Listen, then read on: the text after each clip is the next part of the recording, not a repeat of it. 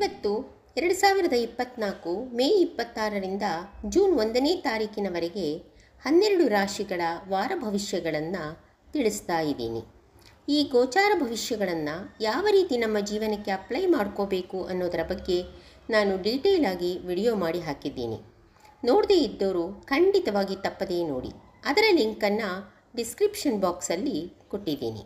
ಈ ಭವಿಷ್ಯಗಳಲ್ಲಿ ಏನಾದರೂ ಪಾಸಿಟಿವ್ ಇದ್ದರೆ ಖಂಡಿತವಾಗಿ ಪಾಸಿಟಿವ್ ಥಿಂಕ್ ಮಾಡ್ತಾ ಖುಷಿಯಾಗಿರಿ.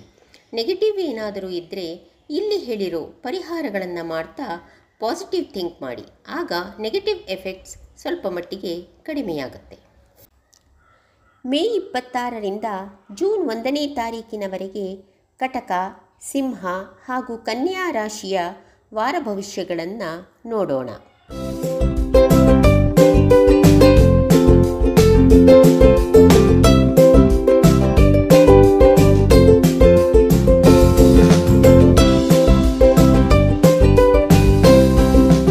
ಕಟಕ ರಾಶಿಯವರಿಗೆ ದಿನಾಂಕ 26-27ರಂದು ಉತ್ತಮ ಆರೋಗ್ಯ, ಮನೆಯಲ್ಲಿ ಸುಖ ಸಂತೋಷ, ಆರ್ಥಿಕ ಲಾಭ, ನಿಮ್ಮ ವಿರೋಧಿಗಳ ಮೇಲೆ ಜಯ, ಉತ್ತಮ ಸ್ನೇಹಿತರ ಸಂಪರ್ಕಗಳು, ಮನಸ್ಸಿಗೆ ನೆಮ್ಮದಿ ದೊರೆಯುತ್ತದೆ. ನಿಮ್ಮ ಉದ್ದೇಶಗಳು ಈಡೇರುತ್ತವೆ. ಖರ್ಚುಗಳು ಸೀಮಿತವಾಗಿರುತ್ತದೆ. ನಿಮ್ಮ ಪ್ರಯತ್ನಗಳಿಗೆ ಉತ್ತಮ ಫಲ ದೊರೆಯುತ್ತದೆ.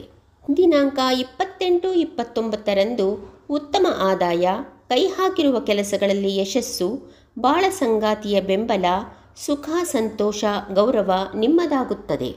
ದಿನಾಂಕ 30-31ರಂದು ಮನಸ್ಸಿಗೆ ಅಹಿತಕರವಾದ ಘಟನೆಗಳು, ಅನಾರೋಗ್ಯ, ಜಗಳಗಳು, ಆತಂಕ, ಮಾನಸಿಕ ಗೊಂದಲ, ವೃತ್ತಿಯಲ್ಲಿ ಅಡೆತಡೆಗಳು, ಆರ್ಥಿಕ ಸಮಸ್ಯೆಗಳು ಉಂಟಾಗಬಹುದು. ಕೆಟ್ಟ ಸುದ್ದಿಗಳನ್ನು ಕೇಳಬೇಕಾಗಿ ಬರಬಹುದು. ಕೀಲುಗಳಲ್ಲಿ ನೋವುಗಳು ಕೂಡ ಕಾಣಿಸಬಹುದು. ಜೂನ್ 1ರಂದು ಆಲಸ್ಯ, ಆಯಾಸ, ಅನಿರೀಕ್ಷಿತವಾದ ಖರ್ಚುಗಳು, ಹೊಟ್ಟೆ ನೋವು, ಮಾನಸಿಕ ತೊಂದರೆ, ನಿದ್ರೆಯಲ್ಲಿ ಭಂಗ, ಕೆಲಸದಲ್ಲಿ ಅಡೆತಡೆಗಳು, ಸೋಮಾರಿತನ, ದೇಹದಲ್ಲಿ ದೌರ್ಬಲ್ಯ ಉಂಟಾಗಬಹುದು. ಕಟಕ ರಾಶಿಯವರು 1 ಲೋಟ, ಸಾಧ್ಯವಾದರೆ ಬೆಳ್ಳಿಯ ಲೋಟದಲ್ಲಿ ನೀರು ತೆಗೆದುಕೊಂಡು ಲಲಿತಾ ಗಾಯತ್ರಿ ಮಂತ್ರವನ್ನು 3 ಬಾರಿ ಜಪಿಸಿ ನಂತರ ಆ ನೀರನ್ನು ಕುಡಿಯಬೇಕು. ಜೊತೆಗೆ ಚಂದ್ರಗಾಯತ್ರಿ ಮಂತ್ರವನ್ನು 2 ಬಾರಿ ಪ್ರತಿನಿತ್ಯ ತಪ್ಪದೇ ಪಠಿಸಿ. ಓಂ ಕಮಲಾಸನಾಯೈ ಚ ವಿದ್ಮಹೇ ಶಿವಪ್ರಿಯಾಯೈ ಚ ಧೀಮಹಿ ತನ್ನೋ ಲಲಿತಾ ಪ್ರಚೋದಯಾತ್. ಓಂ ಕ್ಷೀರಪುತ್ರಾಯ ವಿದ್ಮಹೇ ಅಮೃತಕಲಶಹಸ್ತಾಯ ಧೀಮಹಿ ತನ್ನೋ ಚಂದ್ರ ಪ್ರಚೋದಯಾತ್. ದಿನಾಂಕ 26-27ರಂದು ಸಿಂಹರಾಶಿಯವರು ಕೆಮ್ಮು ಮತ್ತು ಪಿತ್ತಕೋಶದ ಸಮಸ್ಯೆಗಳನ್ನು ಎದುರಿಸಬೇಕಾಗುತ್ತದೆ. ಎಲ್ಲ ಕಾರ್ಯಗಳಲ್ಲಿ ಅಡೆತಡೆಗಳು, ಅಜೀರ್ಣ, ಪ್ರೇಮ ವ್ಯವಹಾರಗಳಲ್ಲಿ ನಿರಾಶೆಯಾಗುವ ಸಾಧ್ಯತೆ ಇದೆ.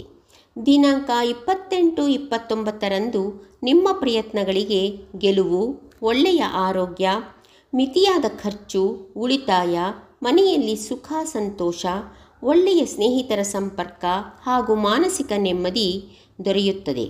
ದಿನಾಂಕ 30-31ರಂದು ಒಳ್ಳೆಯ ಅದೃಷ್ಟ, ಉತ್ತಮ ಆದಾಯ, ಒಳ್ಳೆಯ ಖ್ಯಾತಿ, ಕೆಲಸದಲ್ಲಿ ಯಶಸ್ಸು, ಸಂಗಾತಿಯ ಬೆಂಬಲ, ಸಾಮಾಜಿಕ ಪ್ರತಿಷ್ಠೆಯ ಲಾಭ ನಿಮ್ಮದಾಗುತ್ತದೆ.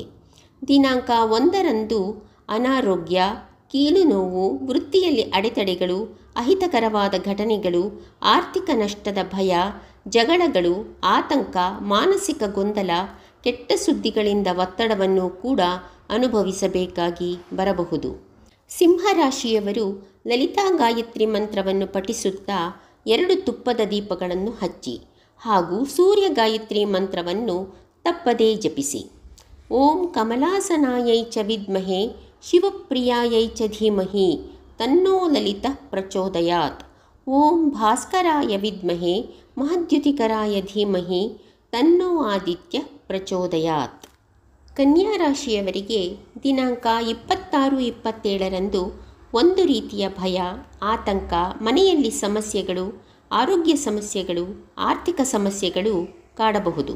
ನಿಮ್ಮ ಮೇಲಿನ ಅಧಿಕಾರಿಗಳನ್ನು ತೃಪ್ತಿಪಡಿಸುವಲ್ಲಿ ಕಷ್ಟವಾಗಬಹುದು. ದಿನಾಂಕ 28-29ರಂದು ಅನಾರೋಗ್ಯ, ದುಃಖ, ಎಲ್ಲ ಕಾರ್ಯಗಳಲ್ಲಿ ಅಡೆತಡೆಗಳು, ಅಜೀರ್ಣ, ಆರ್ಥಿಕವಾಗಿ ನಷ್ಟ, ಪ್ರೀತಿ ಪ್ರೇಮದ ವ್ಯವಹಾರಗಳಲ್ಲಿ ನಿರಾಶೆಗಳನ್ನು ಕಾಣಬಹುದು. ದಿನಾಂಕ 30-31ರಂದು ಆರ್ಥಿಕ ಲಾಭ, ಶತ್ರುಗಳ ಮೇಲೆ ಜಯ, ಉತ್ತಮ ಆರೋಗ್ಯ, ಮನೆಯಲ್ಲಿ ಸಂತೋಷ ಇರುತ್ತದೆ. ನಿಮ್ಮ ಉದ್ದೇಶಗಳು ಈಡೇರುತ್ತವೆ. ಉತ್ತಮ ಸ್ನೇಹಿತರ ಸಂಪರ್ಕ, ಮಾನಸಿಕವಾಗಿ ನೆಮ್ಮದಿ ಸಿಗುತ್ತದೆ. ದಿನಾಂಕ ಜೂನ್ 1ರಂದು ಹಣಕಾಸಿನ ಲಾಭಗಳು, ಸಂಗಾತಿಯೊಂದಿಗೆ ಸುಖ ಸಂತೋಷ, ಆನಂದವಾದ ಪ್ರವಾಸಗಳು, ಯಾವುದೇ ಅಡೆತಡೆಗಳು ಇಲ್ಲದೆ ಯಶಸ್ಸು, ಸಾಮಾಜಿಕ ವಲಯದಲ್ಲಿ ಗೌರವ ಸಿಗುವ ಸಾಧ್ಯತೆ ಇದೆ. ಕನ್ಯಾ ರಾಶಿಯವರು ಲಲಿತಾ ಗಾಯತ್ರಿ ಮಂತ್ರವನ್ನು ಪಠಿಸುತ್ತಾ ದಾಸವಾಳದ ಹೂವು ಅಥವಾ ಯಾವುದಾದರೂ ಬಿಳಿ ಹೂವು ದೇವಿಗೆ ಸಮರ್ಪಣೆ ಮಾಡಬಹುದು, ನಿಮಗೆ ಅದು ದೊರಕಿದರೆ. ಜೊತೆಗೆ ಬುಧ ಗಾಯತ್ರಿ ಮಂತ್ರವನ್ನು ಪ್ರತಿನಿತ್ಯ ತಪ್ಪದೇ ಪಠಿಸಿ. ಓಂ ಕಮಲಾಸನಾಯೈ ಚ ವಿದ್ಮಹೇ ಶಿವಪ್ರಿಯಾಯೈ ಚ ಧೀಮಹಿ ತನ್ನೋ ಲಲಿತಃ ಪ್ರಚೋದಯಾತ್. ಓಂ ರೋಹಿಣೇಶಾಯ ವಿದ್ಮಹೇ ಪೀತವರ್ಣಾಯ ಧೀಮಹಿ ತನ್ನೋ ಬುಧಃ ಪ್ರಚೋದಯಾತ್.